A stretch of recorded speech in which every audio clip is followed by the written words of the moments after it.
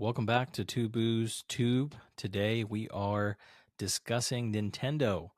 Nintendo has announced the Nintendo Switch 2. Actually, it was recently announced, and now we have some footage explaining the Nintendo Switch, some of the new features, some of the new upgrades, and we'll also go over how much it's actually going to cost you if you wanted to pick one of these up.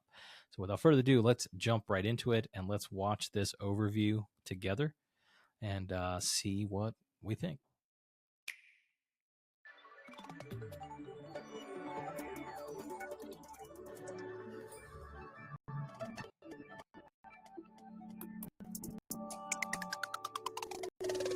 The Nintendo Switch 2 system can adapt to suit your situation, however you like to play. In TV mode, use the dock to play on a bigger screen. In tabletop mode, place your system however you like using the stand, and share a controller with a friend. In handheld mode, play anywhere you go. With these three play modes, you can enjoy playing whenever and wherever you want. All together, anytime, anywhere. Zelda. Let's take a look at some features of Nintendo Switch 2 and how it's improved from the Nintendo Switch system. Bigger screen. 7.9 inches, Switch 2 has a bigger built-in screen. Here's how that compares to Nintendo Switch. The system's thickness remains the same. Same thickness. With approximately double the pixels compared to Switch, you can enjoy games in greater detail on the 1080p screen.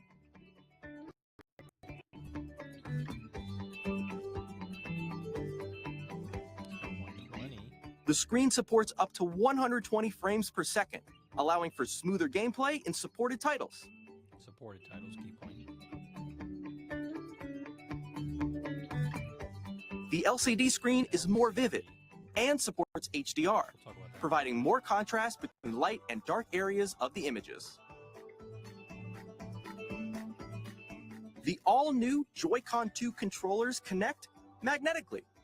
Strong magnets keep the controllers firmly attached to the system. Detach the controller easily by pressing the release button on the back. If you know, you know. The SL and SR buttons are bigger for greater comfort and control when playing with the Joy-Con 2 held horizontally. The left and right sticks are now larger.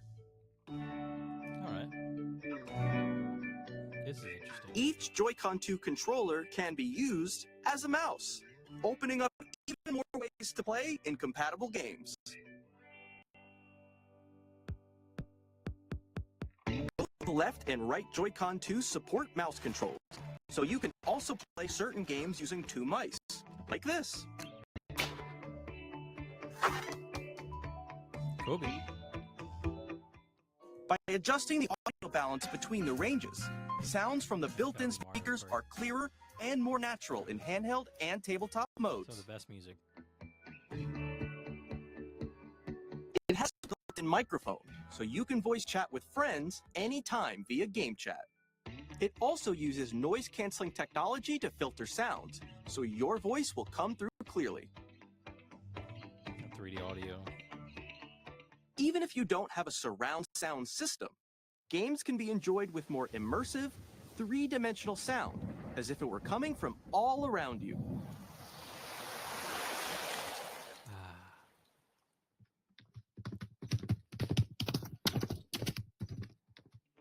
Tears of the Kingdom. Place your Nintendo Switch 2 however you like with a yeah, large, stand sturdy stand. Nice and sturdy. You can move it freely, like this. It's a little bit more supported stand for the larger screen. In addition to the USB-C port found on the bottom of the system, there's one on top as well. It's handy for connecting a USB-C camera or charging in tabletop mode.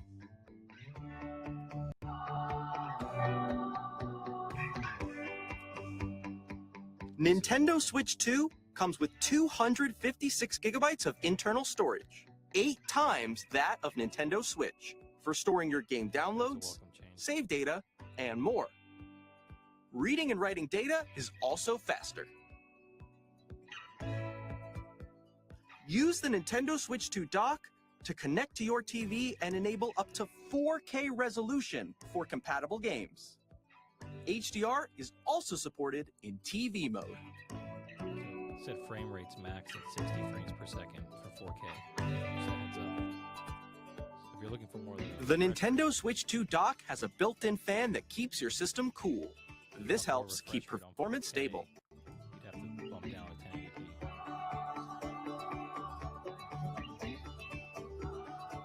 On Nintendo Switch 2, you can play Nintendo Switch 2 games, as well as compatible Nintendo Switch games. Physical and digital games are supported. Better.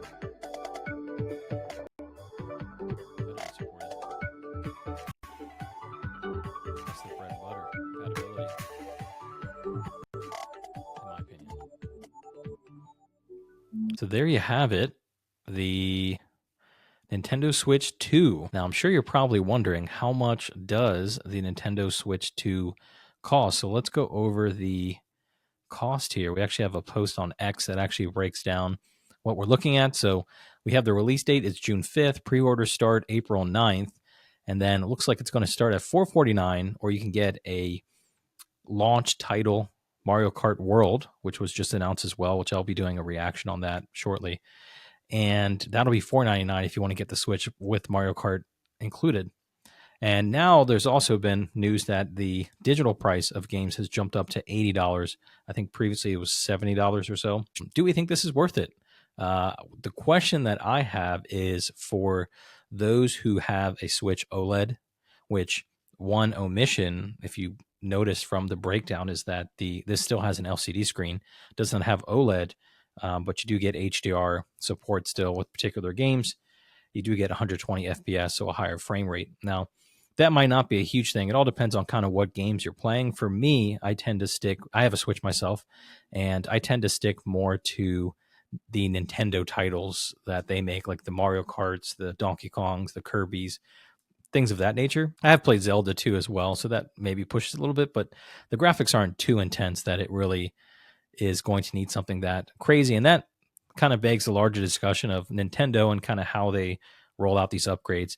If you didn't know, the previous Nintendo Switch came out in 2017. So it's been several years since they've upgraded the platform. But the thing is, the Switches still sell. That 2017 model has still been selling fairly consistently and still does well. And I think Nintendo, similar to, if you could find another comparison of a tech company, Apple, when new iPhones come out, it's pretty much the same footprint, and it's just little refinements that happen year over year. So, you could get a model from a previous year and not be missing out on many things. It's kind of picking and choosing what you use the device for and what features you use most that are going to draw you to what device you want to upgrade. And I think Nintendo's keeping along that same track, where the system itself, not really huge revolutionary upgrades, but improvements and refinements over little things that perhaps could have been improved upon with the previous model.